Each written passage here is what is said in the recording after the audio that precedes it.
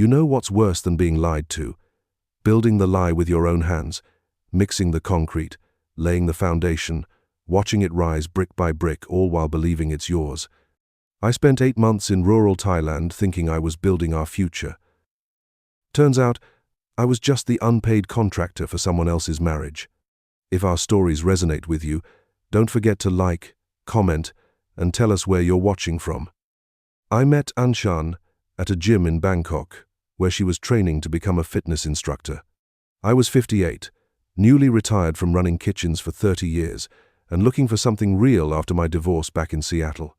She was 29, spoke decent English, and had this way of making me feel like I wasn't just another lonely expat throwing money around. "You different from other men?" she'd tell me while we shared street food near her apartment. "You not just want young girl, you want partner." I believed her because I wanted to believe her. After my ex-wife took half my retirement savings and left me feeling like a failure at everything that mattered, Isaan made me feel valuable again.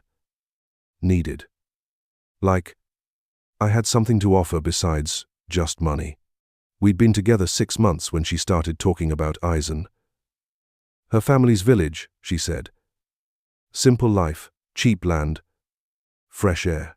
We can build small house, she'd say, sketching with her finger on my chest while we lay in my cramped Bangkok apartment. "You know construction from restaurant work, yes? I know local people, good price." The idea hooked me immediately.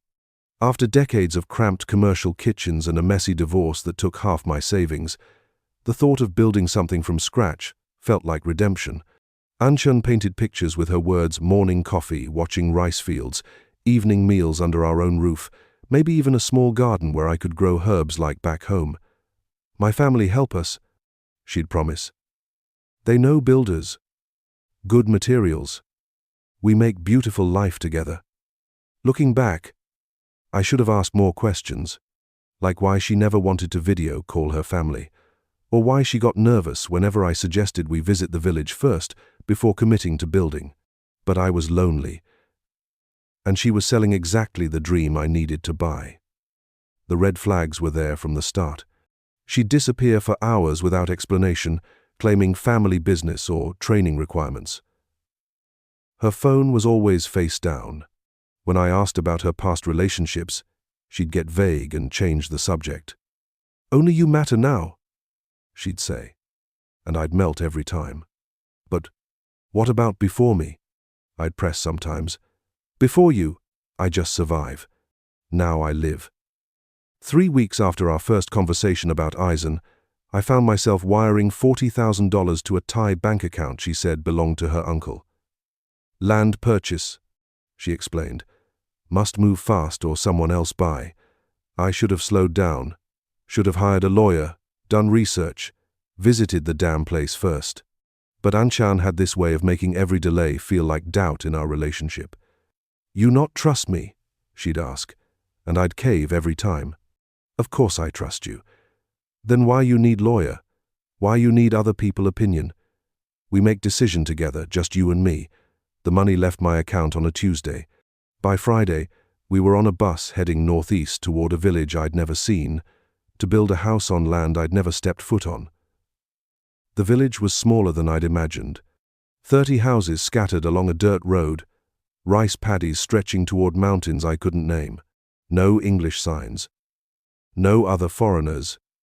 And definitely no cell phone signal unless you climbed the hill behind the temple. Isaan's family surrounded us the moment we stepped off the local bus. Her mother, tiny and weathered, smiled but never looked directly at me. 2 brothers who spoke no English but kept slapping my back and laughing. A sister who stared like I was an exotic animal. And her father, who shook my hand once then ignored me completely. "They very happy you here," Isaan translated, though their body language suggested something more complicated. "What are they saying?" I asked as rapid Thai filled the air around us.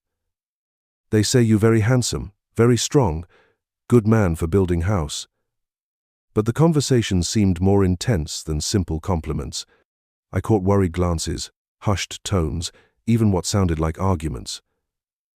The land we'd bought sat at the village edge, 2 acres of scrubby dirt with a single mango tree and a view of someone else's rice field. It looked nothing like the fertile paradise she'd described, but Isaan was already pacing off dimensions, pointing where the house would sit. "Perfect spot," she announced. "Morning sun, evening shade. Very lucky position." I nodded and tried to feel the same excitement, but something was off. The neighbors kept driving by slowly, staring at us like we were putting on a show. One old man stopped his motorcycle and had a heated conversation with Isaan in rapid Thai. She laughed it off, but I caught tension in her voice. "What was that about?" I asked. "Nothing important. He just curious about house design." He seemed upset.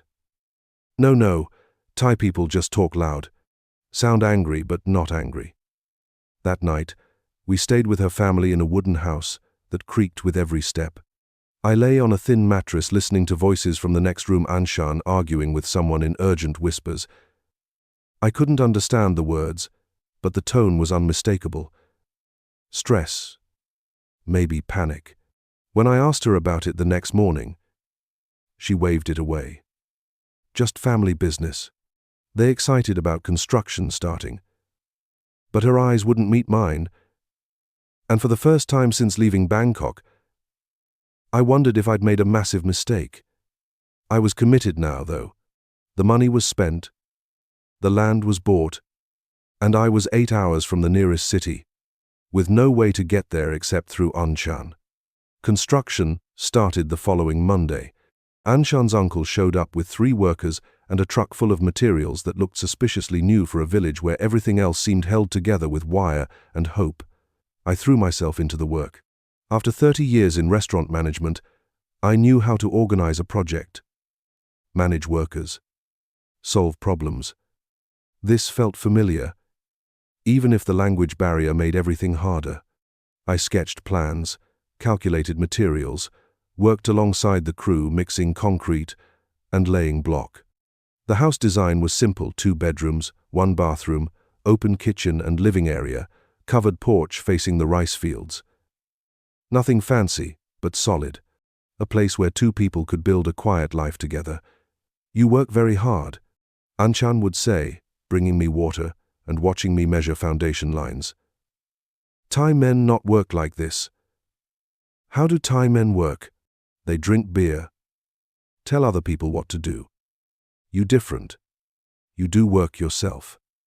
I took it as a compliment. Maybe that's why she chose me, an American who wasn't afraid to get his hands dirty. Someone who'd build her the life she deserved. But the isolation was starting to get to me.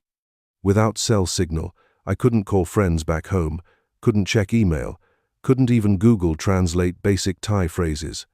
I was completely dependent on Isaan for communication with workers, neighbors, her family. Everything filtered through her voice, her interpretation.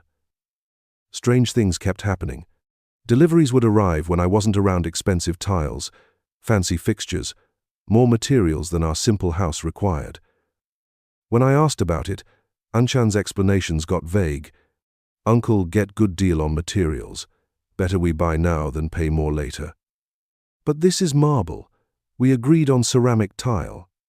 "Marble, same price." "Uncle, no supplier. Get discount."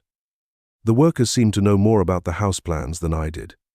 They'd start tasks I hadn't approved, build walls in configurations I hadn't designed. When I questioned them, they'd shrug and point to Isaan.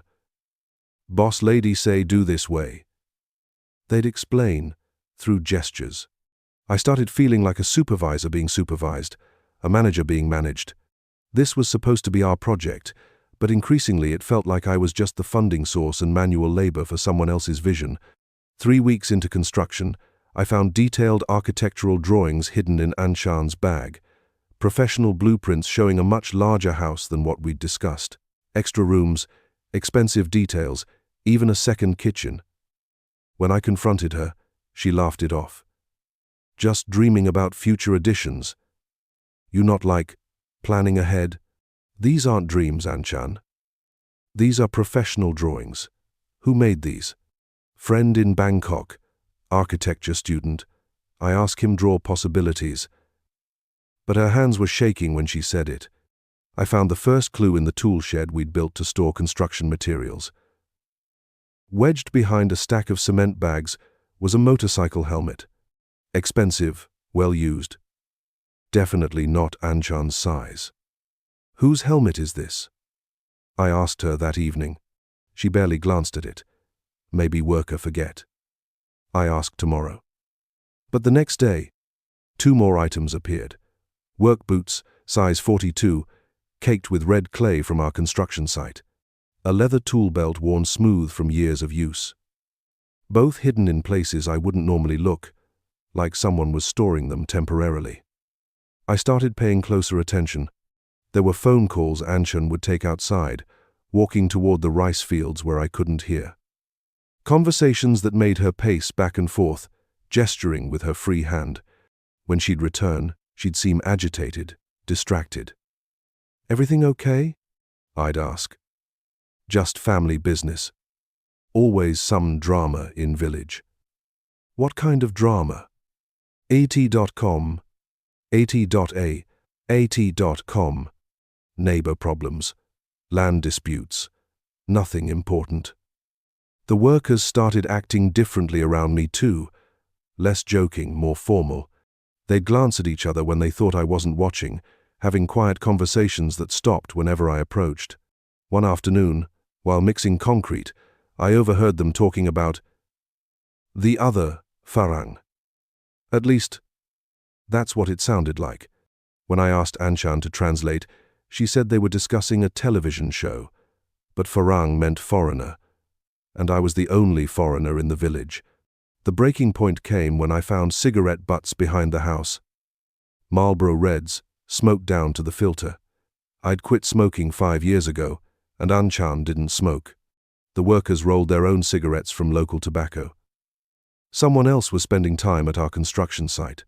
Someone with expensive gear, international cigarettes, and enough familiarity with the project to leave personal items lying around. I started checking the site early in the mornings and late at night. No signs of disturbance, no evidence of vandalism or theft. But those personal items kept multiplying. A coffee mug, reading glasses, even a phone charger that definitely wasn't mine. "Anchan," I said one evening, "I think someone's been using our construction site. Maybe we should talk to village security." She went completely pale. "No need involve other people. Probably just curious neighbors. I handle it." "Handle what?" "What's going on?" "Nothing going on. You worry too much. This Thailand, not America. People different here." But she wouldn't look at me when she said it. The invitation came during our 6th week of construction. Anchan's family was hosting a celebration for her cousin's wedding, and they wanted me there as guest of honor. "Very important you come," she insisted. "Show respect to family, build good relationship." I was hesitant.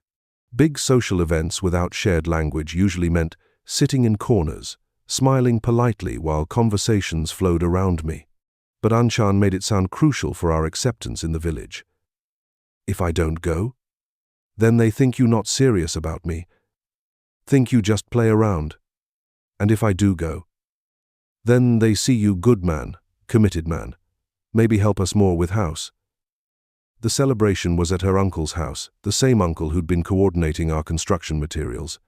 The yard was filled with plastic tables, string lights, and the kind of setup that suggested this was a bigger deal than Anchan had let on. That's when I saw him. Tall, late 30s, wearing a crisp white shirt and dark jeans that looked expensive even by Bangkok standards.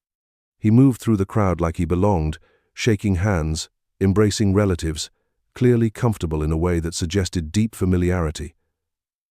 "Who's that?" I asked Anchan. Her face went rigid.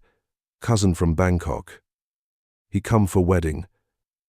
But the way her family interacted with him told a different story. This wasn't distant cousin politeness, this was immediate family warmth. Her mother hugged him like a son.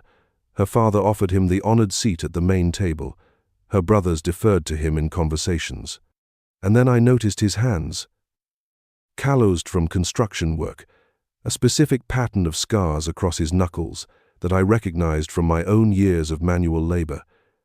This man built things for a living. During dinner, he kept glancing at our table, not curious tourist glances, knowing looks. Once, when Anshan got up to help serve food, he approached me. "You building house in village?" he said in careful English. "Yes. With my girlfriend Anshan." Something flickered across his face. "Very nice. Good location, that land." "You know it?" "I know all land around here. Born in this village." We talked for maybe 5 minutes about construction costs, material quality, worker reliability. He knew details about our project that surprised me, specific suppliers we'd used, challenges with the foundation, even which workers were part of our crew. "How do you know so much about our house?" I finally asked. He smiled, but it didn't reach his eyes. "Small village. Everyone know everything. What's your name? Come on." When Anshan returned, the conversation died immediately. She positioned herself between us, spoke to him quickly in Thai, and he walked away without another word. "What was that about?" I asked. "Nothing important. He just being polite to guest. He knew a lot about our construction." Everyone know about construction. Big project for small village. But for the rest of the evening, she watched him like a hawk, and he avoided our table completely. The phone call happened on a Tuesday morning while I was measuring roof lines.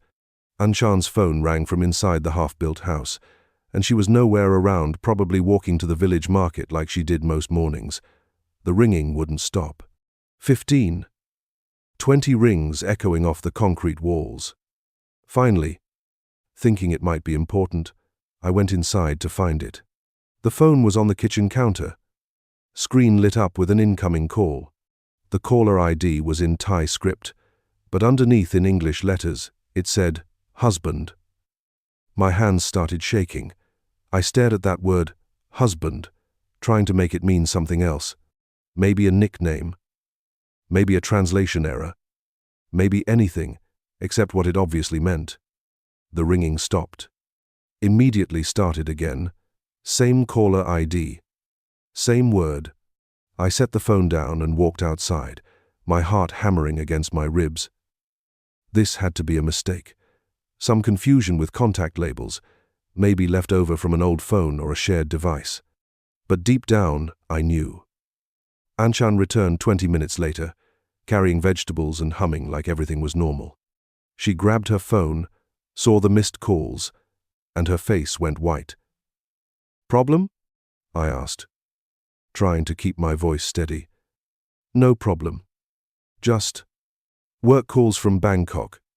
Training program, they need papers." She stepped outside to call back. I could hear her voice through the unfinished walls, urgent, defensive, occasionally pleading. The conversation lasted 15 minutes. When she came back, she was different. Distracted. Nervous energy that made her pace around the construction site, checking things that didn't need checking. "Everything okay with your training program?" I asked. "Yes, fine. Just bureaucracy. Very complicated in Thailand." "What kind of papers do they need?" "Certificate papers, proof of training hours, boring stuff." But she couldn't look at me directly. And for the first time since we'd arrived in the village, I started paying attention to all the things that hadn't made sense. The expensive materials, the architectural drawings, the man at the wedding who knew too much about our house, the personal items appearing and disappearing around the construction site. That night, I lay awake listening to Anshan sleep beside me, and a terrible possibility started taking shape in my mind. What if this wasn't our house at all? I waited 3 days before acting on my suspicions. 3 days of watching Anshan more carefully, noting her patterns, listening to her phone conversations. 3 days of feeling like an idiot for not seeing what was probably obvious to everyone except me. On Friday morning, she left for the market as usual. This time, I followed. The village was small enough that tracking someone required careful distance. I stayed back, using construction sites and parked vehicles for cover, feeling ridiculous but needing answers. Isaan didn't go to the market. Instead, she walked to the other end of the village, toward a cluster of newer houses I'd barely noticed. She stopped at a modest home with a red roof and well-maintained garden, pulled out keys, and let herself inside like she lived there. I waited across the road, hidden behind a neighbor's truck, for 45 minutes. When she emerged, she wasn't alone. The man from the wedding walked out behind her. Come on. Same expensive clothes. Same confident posture. But now I could see something I'd missed at the celebration, the casual intimacy between them. The way he touched her shoulder, the way she leaned into him naturally.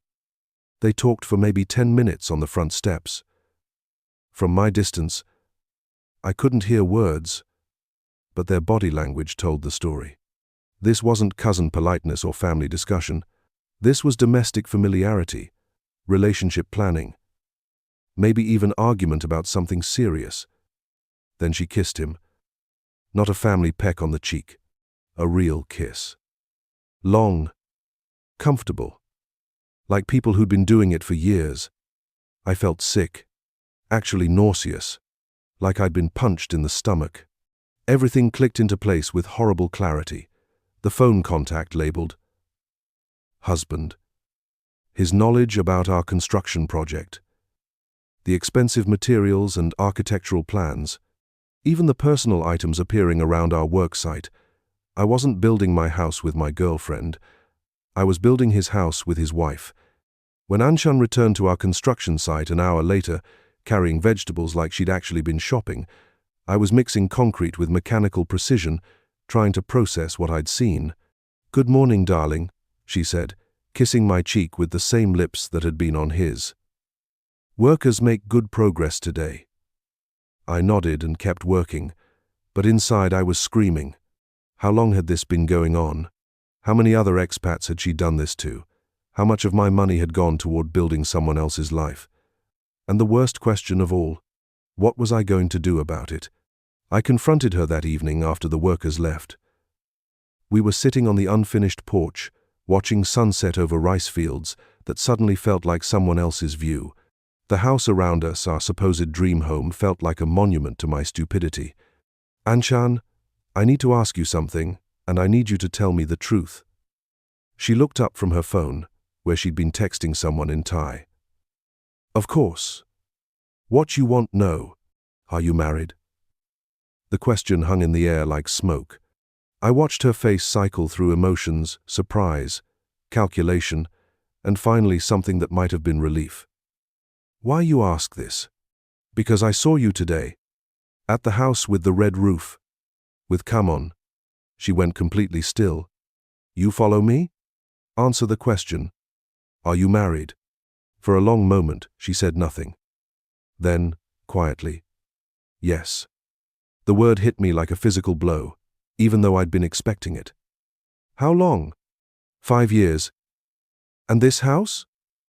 Whose house are we building?" Ah. 5 years." Another silence. "His house. Our house. His and mine." I stood up, paced to the edge of the porch, came back. "So what am I? What is this?" "You are. Good man. Kind man. We need money for house, and you need someone to love you. Everyone win." The casualness of it was almost worse than the betrayal, like I was a business transaction, not a human being with feelings. "Everyone win?" "Isaan, I gave you $40,000. I've been working construction for 2 months. I thought we were building a life together. We are building life. Just different life than you think." "Different? I'm building your husband's house. With my money, with my labor." She started crying then, but even her tears felt calculated. "I never want to hurt you. But we desperate. His family lose money. Bank threatened to take land. We need help, and you have money, you have skills. So you decided to steal from me. Not steal. Partnership. You help us, we give you good time, show you Thailand, make you feel loved. Make me feel loved? Anchan, this is fraud. This is theft. This is... I couldn't even finish the sentence. The scope of the deception was too large to process. Please, she said, reaching for my hand, don't be angry. We can still make this work. Make what work? You're married. Many Thai women have boyfriend and husband. Not problem if everyone understand. I didn't understand. You lied to me. I never lie. I just not tell everything at same time. But I was already walking away. The full scope of my situation hit me that night as I lay on the thin mattress in her family's house, listening to muffled conversations from the next room. I was 8 hours from Bangkok, in a village where I didn't speak the language, completely dependent on people who'd been lying to me for months. My money was gone. 40,000 in land purchase, another 15,000 in construction materials and labor. Money that had built a house I'd never own, on land that was never mine. For a woman who belonged to someone else. But worse than the financial loss was the isolation. I had no way to leave without Anchan's help. No way to communicate with anyone without her translation. No way to even call for help without cell phone signal. I was trapped in a lie that everyone except me seemed to understand. The next morning, I tried to take control of the situation.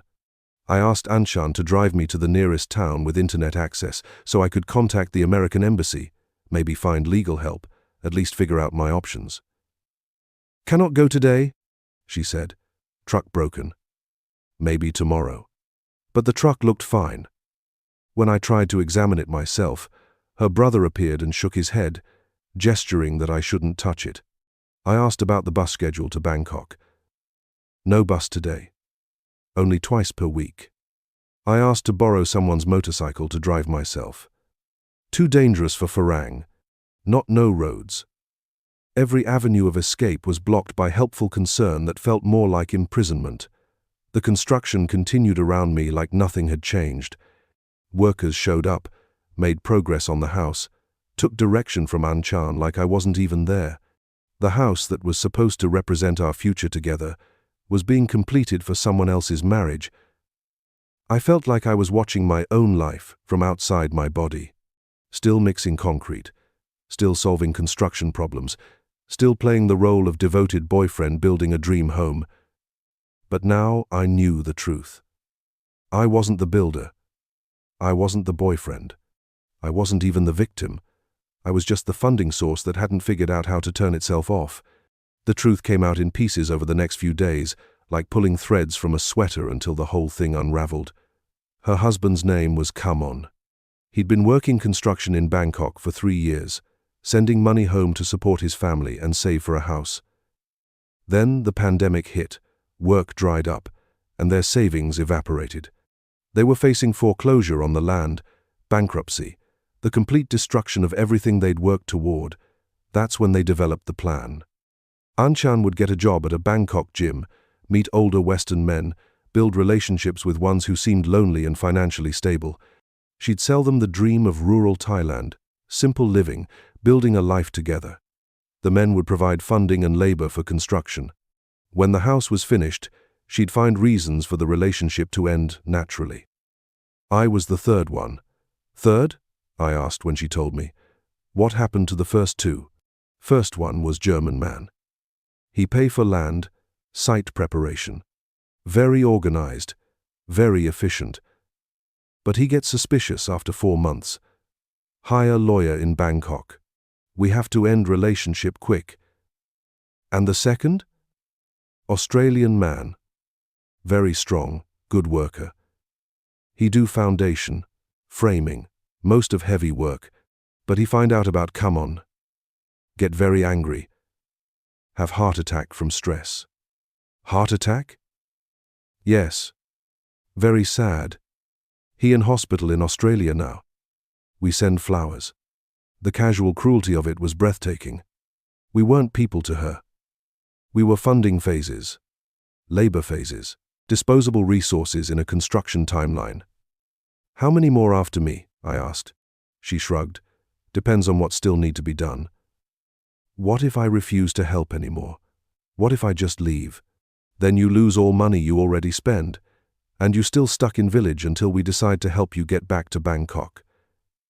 She said it matter-of-factly, without malice, just stating obvious facts about my powerlessness. I realized then that I hadn't just been scammed. I'd been kidnapped by kindness, imprisoned by my own hope, trapped by people who understood exactly how lonely men think and what they're willing to pay for. The breaking point came when I met their children. Kamon and Anchan had 2 kids, a 7-year-old daughter and a 4-year-old son, who'd been staying with grandparents in another province during the construction. On a Saturday morning, without warning, they arrived at the worksite. Beautiful children with their father's eyes and their mother's smile. They ran around the house I'd helped build, claiming bedrooms, planning where their toys would go, treating me like a friendly stranger who'd happened to help with their home. "This my room," the daughter announced in broken English, pointing to the smaller bedroom. "And this baby brother room. Very nice," I managed. "You'll be happy here. You help build house?" "Yes." "Thank you. House, very beautiful."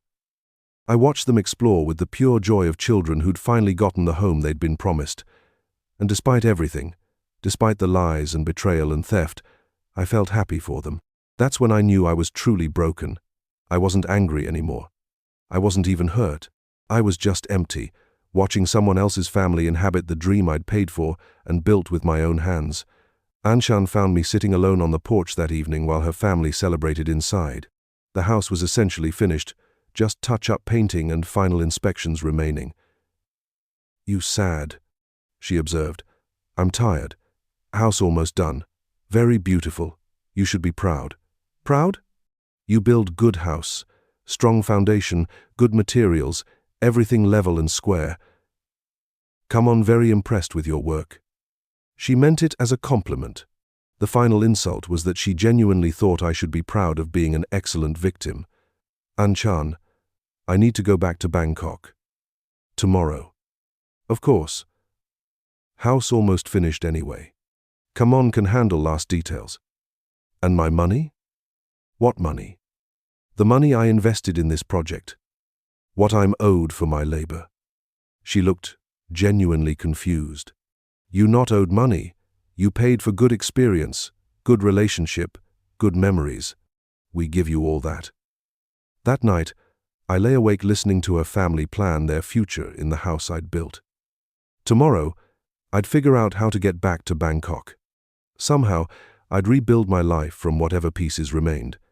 But tonight, I grieved for the man I'd been before I met her. I started planning my escape at dawn. Not dramatic revenge or legal action, just basic survival. Getting out of the village, back to Bangkok, and then home to Seattle to figure out what was left of my life. The first challenge was transportation. Anchan's family controlled all vehicles, and the twice-weekly bus required advance booking through the village headman, who happened to be Kamon's uncle. I was trapped by rural logistics as much as by deception. But 30 years in restaurant management had taught me to solve problems systematically. I started walking the village, looking for options.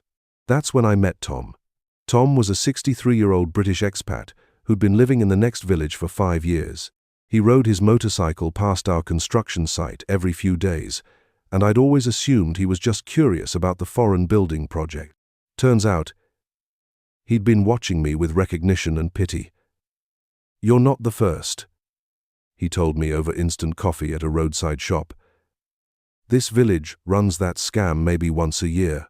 Always the same pattern: lonely expat, rural dream, house construction, sudden discovery. You knew? And didn't warn me? Mate, you think you would have listened? Men in love don't take advice from strangers." He was right. I would have dismissed him as jealous or bitter, just another expat warning about Thai women because his own relationship had failed. "The good news," Tom continued, "is you're not stuck. I can get you to Ubon Ratchathani tomorrow morning.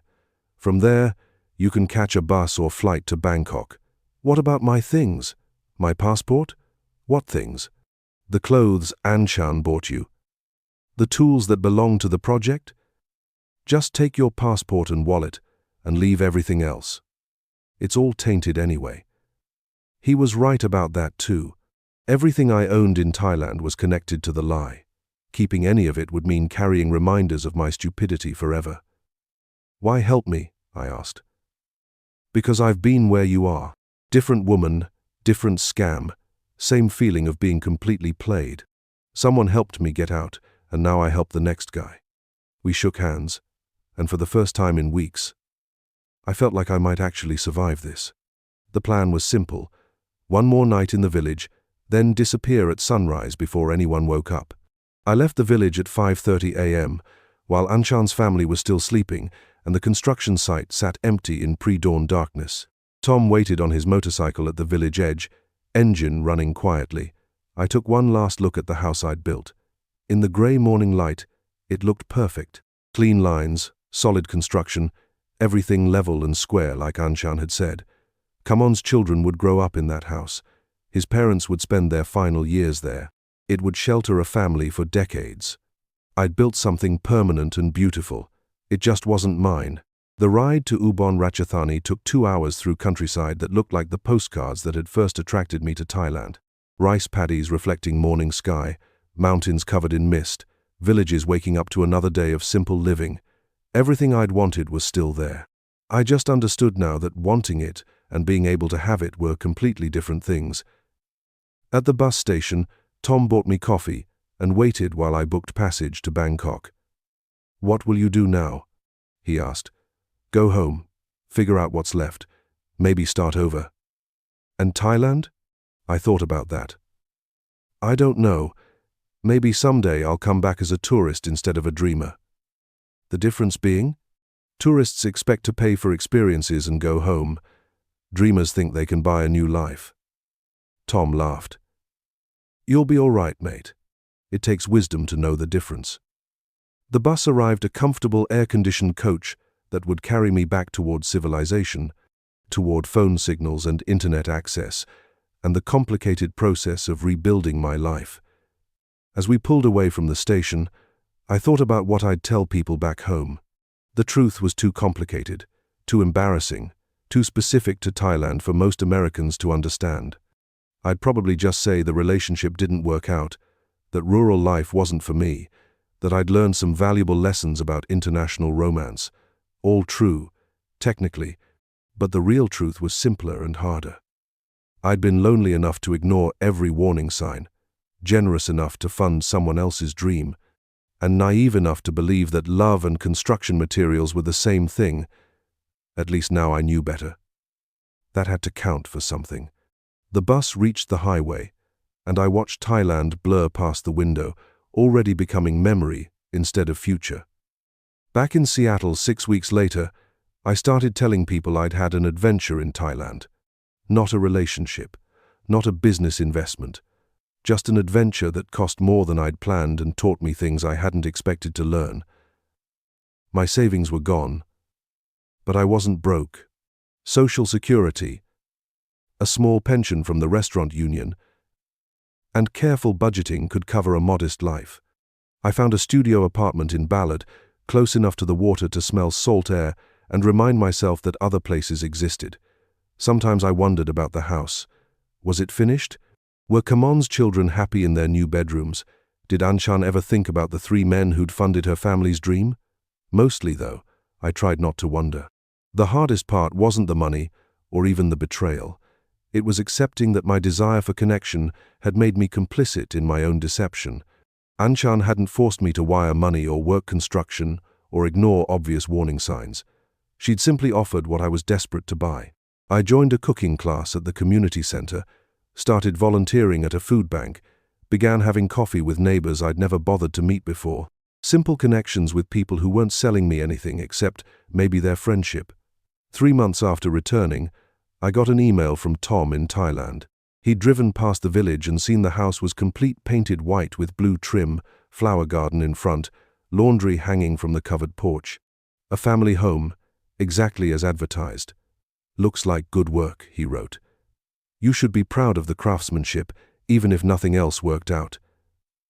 And strangely, I was proud. I'd built something solid and beautiful that would last for generations. The fact that I'd never live in it didn't diminish the quality of the construction or the satisfaction of creating something permanent. That's when I realized I'd learned something valuable in those Thai rice fields. I'd spent 30 years running restaurant kitchens feeding people, creating temporary satisfaction that disappeared with the last bite. But building that house had scratched a different itch, making something that would outlast me. I started looking into habitat for humanity, volunteer construction projects, ways to use my hands for something meaningful again. Not in Thailand, not for romance, not for escape. Just here, for people who needed help building their own dreams. The loneliness that had driven me to Southeast Asia was still there, but it felt different now. Less desperate, more like a fact to manage rather than a problem to solve with money and naive hope. 6 months later, I was framing walls for a single mother's house in Tacoma, working alongside other volunteers who'd found their own ways through disappointment towards something useful. Sometimes, between hammering nails and measuring cuts, I'd think about that morning in Isaan when I'd realized I was building someone else's life. The humiliation was gone now, replaced by something more complex. I'd been scammed, yes, but I'd also learned to build houses, survive complete isolation, and discovered that I was stronger than I'd thought. Most importantly, I'd learned the difference between buying love and earning it. The house in Thailand would always exist. Every time it sheltered Kamon's family from rain or heat, it would prove that even failed dreams can create something real. That had to count for something. Actually, it counted for everything.